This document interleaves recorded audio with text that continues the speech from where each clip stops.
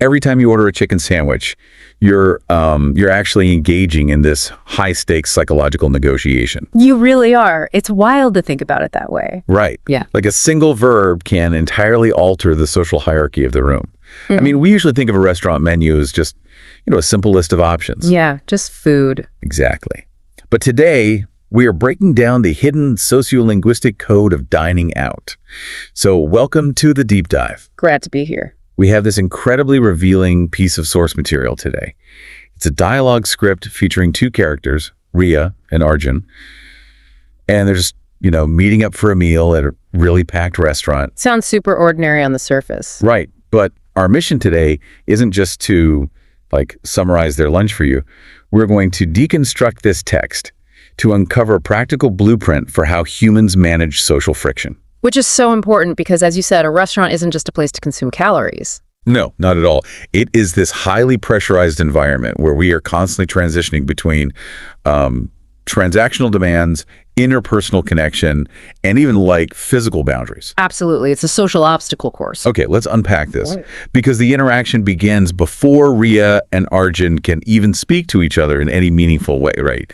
They first have to clear the transactional friction of the room. Yeah, they have to order. They have to order their food. And this initial phase of the script is entirely focused on navigating power dynamics. Okay, set the scene for us. So Arjun orders a grilled chicken sandwich, some fries, and lemonade.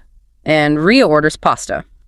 But she specifically asks the waiter, she says, could you make it a little less spicy? Okay, pretty standard request. Right. But what's fascinating here is Riya's immediate meta commentary on her own phrasing right after that. She explicitly points out to Arjun the structural difference in what she just did. Oh, she actually breaks it down for him. She does. She compares saying, make it less spicy, or give me a burger, versus could you make it, or could I have? She is drawing this hard line between an imperative command and a modal question. Which immediately brings to mind politeness theory. Right. We all intuitively know that saying, could I have, sounds way better than give me. Totally. But Riya is pointing out that the underlying architecture of the sentence is doing some heavy psychological lifting. By shifting away from the imperative, she's actively mitigating a threat to the waiter's autonomy. Exactly. And the precise mechanism of that mitigation is really interesting. In sociolinguistics, there's this concept known as negative face. Negative face. Yeah. It's essentially the universal human desire not to be imposed upon, to maintain your own freedom of action. Okay, I can see that. So when you use an imperative like give me a burger, you are directly attacking the listener's negative face. You're just barking orders. Right. You are stripping away their agency and formatting the whole interaction as a directive from a superior to a subordinate. But by restructuring the request into a modal question, could you make it less spicy, you're grammatically introducing the option for refusal. So you're presenting the demand as an inquiry. Yes. Which protects the autonomy of the person serving you. Okay, but I have to challenge the reality of that, though. Go for it. Because isn't this entirely like a performative fiction? We're in a restaurant. Money is being exchanged for a service. Yeah. The waiter doesn't actually have the option to say no. Like if I say, could I have a burger? The waiter can't just look at me and say, no, I don't feel like it today, and walk away. Right, they get fired. Exactly. So if the choice is really just an illusion dictated by capitalism, why does Riya insist that fundamentally restructuring the sentence is so vital? Are we just masking a rigid economic transaction with, fake linguistic bows? Well, it is performative, sure, but that performance is the foundational lubricant of a functioning society. Lubricant how? You're right that the economic reality dictates compliance. The waiter will bring the food. But the psychological reality is that humans are deeply, deeply sensitive to being treated as mere extensions of an economic machine. So nobody wants to feel like a vending machine. Exactly. That linguistic mask, that polite fiction that the waiter has a choice, is what prevents the interaction from degrading into a purely dehumanizing exchange. It preserves the dignity of both parties. I never thought about it like that. Yeah, that illusion of choice is what allows two strangers to navigate an inherently unequal power dynamic without triggering resentment or, defensive posturing. That reframes the entire concept of manners for me. It isn't about adhering to some dusty book of etiquette. It's about active conflict de-escalation. Spot on. By changing the verb, Riya is essentially signaling, hey, I recognize your humanity within this economic transaction. And Arjun catches on to that instantly. He recognizes that mastering this transactional friction is the prerequisite for everything else they're about to do. Right, which sets up what is arguably the most difficult pivot in any social dining scenario, because the waiter takes the order and leaves. And suddenly, that structured, highly predictable framework of ordering is just gone. It vanishes. And the script explicitly marks this transition. Rhea actually says, English lesson over. Signaling the end of the transactional phase. Right. And now they are staring down, 20 minutes of completely unstructured time? They have to transition from functional communication to interpersonal connection. Which is terrifying for a lot of people. It really is. And here's where it gets really interesting. Small talk gets a terrible reputation. Oh, the worst. People often treat it as this agonizing, pointless filler. But if you look at how Rhea and Arjun navigate this pivot, small talk operates much more like pinging a server in computer networking. Oh, I like that analogy. Yeah, think about it. When you ping a server, you're sending out these tiny, low-stakes packets of data just to test the connection speed. You want to check the latency, see if the system is responding at all, before you try to upload a massive, complex file. That is a highly accurate model for what is happening cognitively here. Right. Because moving directly from ordering a chicken sandwich into a deep philosophical debate about your life goals, that requires an immense amount of cognitive load. It's way too jarring. Exactly. So what Rhea and Arjun do instead is utilize environmental anchoring. Environmental anchoring. Yeah. They talk about finding the restaurant on Instagram. They establish that neither of them has been there before. They discuss the menu items. Oh, right. Rhea mentions she's praising Indian food, and Arjun claims he could eat Italian food, specifically pizza, every single day. Yes. And Rhea playfully replies, "We'll see about that." They are using the immediate shared environment as the raw material for their data packets. Environmental anchoring. Letting the room do the heavy lifting for you. It's brilliant because it's right in front of both of you. That explains why talking about the weather or traffic is so ubiquitous, doesn't it? It's the only guaranteed shared environment you have with a total stranger. Exactly. But that brings up a really vital question for you, the listener. Because we have all been in situations where the menu is taken away and suddenly the conversation feels like a grueling job interview. Oh, the interrogation mode. Yes. Yeah. One person is just firing off questions. Where did you go to school? What do you do for work? Do you like pizza?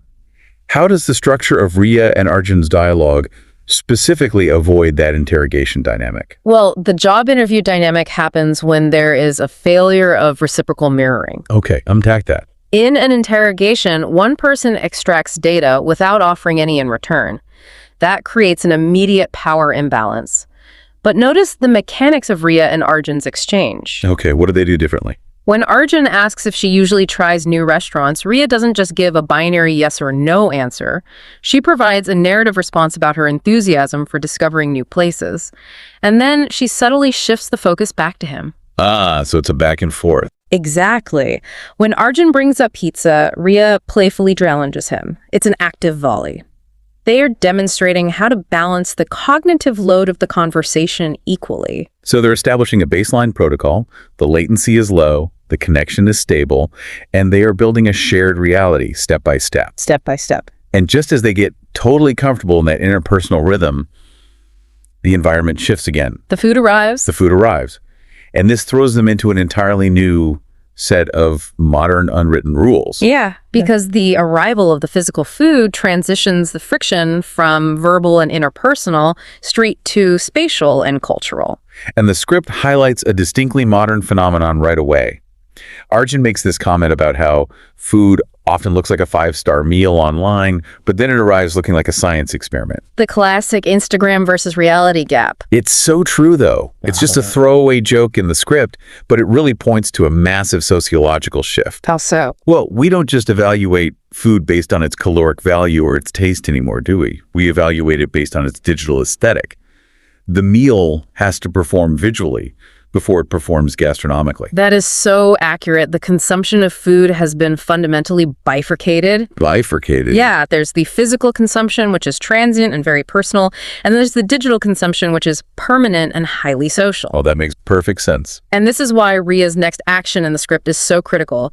Arjun is super eager to start eating his chicken sandwich. He's like, let's dig in.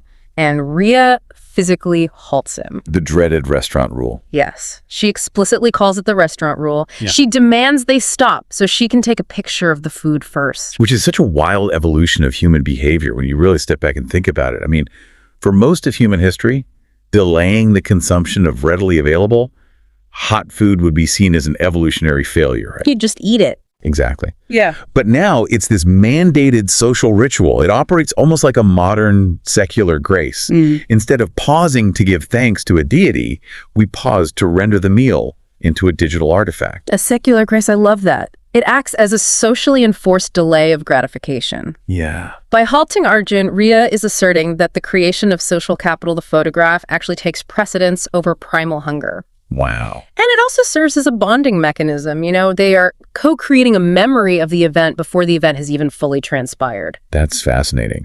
But this moment of modern ritual is very quickly followed by a much older, far more primal negotiation. It's a great pasta negotiation. Yes. This is, without a doubt, the highest tension point of the entire script.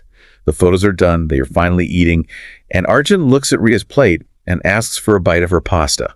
A bold move. Very bold. And Rhea's immediate reaction is to just throw up a massive defensive wall. She says, "No way, you ordered your own food." This is where we see boundary friction in its rawest form. Tell me more about that. Evolutionary biology tells us that resource guarding is a deeply ingrained instinct.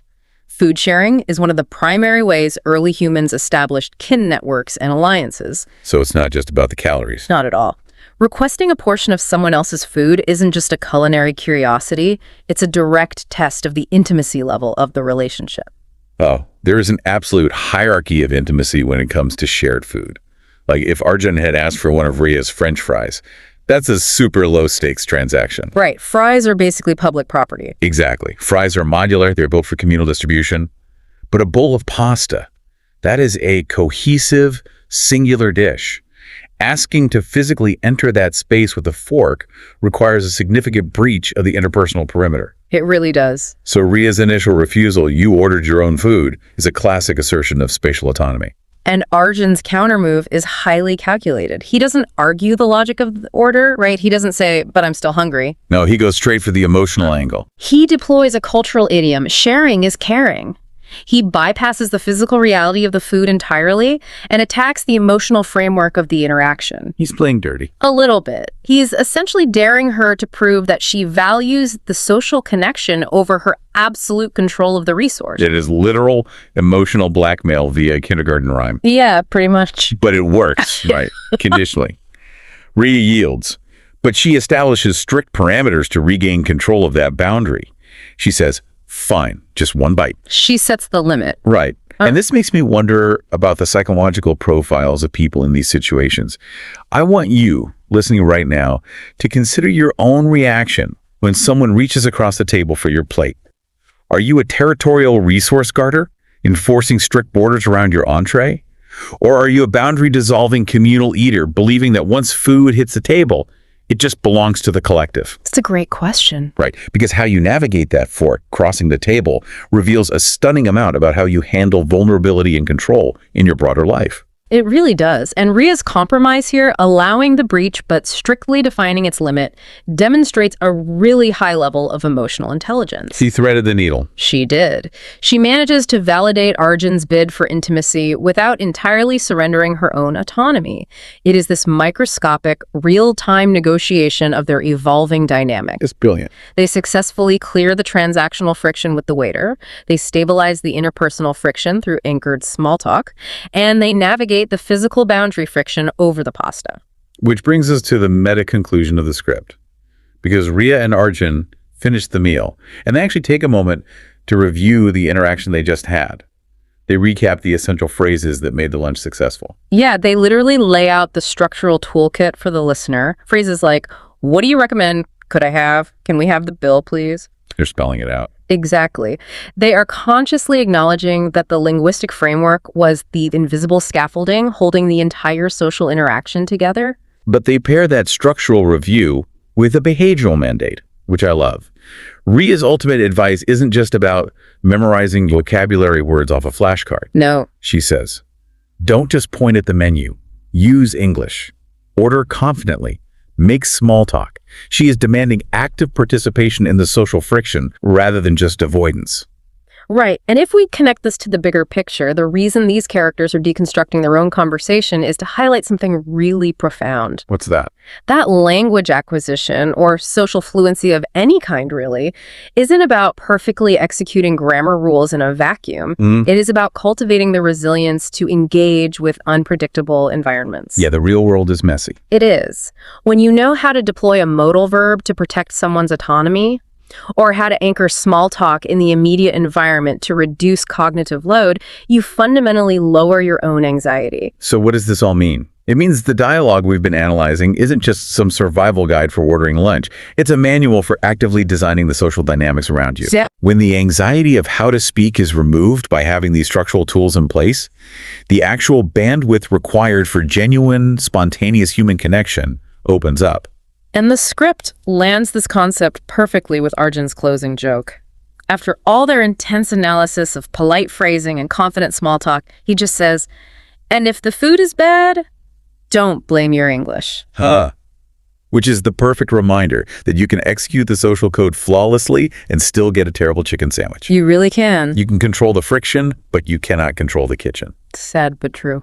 So, to wrap up our deep dive today, the next time you step into a chaotic, crowded dining room, you don't need to rely on instinct alone. You have the mechanics now. Use the toolkit. Remember to protect the autonomy of service workers by shifting commands to inquiries. Lower the cognitive load of small talk by anchoring your data packets in the immediate environment. Acknowledge the visual culture of modern dining and recognize that negotiating a bite of someone else's pasta is never just about the food. Never. It is always a negotiation of intimacy and boundaries. It is a constant dynamic calibration. And, Arjun's closing joke linking the failure of the food to the success of the language, it brings up a final structural observation about how we view these environments. What do you mean? Well, the source material uses the restaurant as the ultimate backdrop for testing conversational fluency. Right. It's the proving ground. Exactly.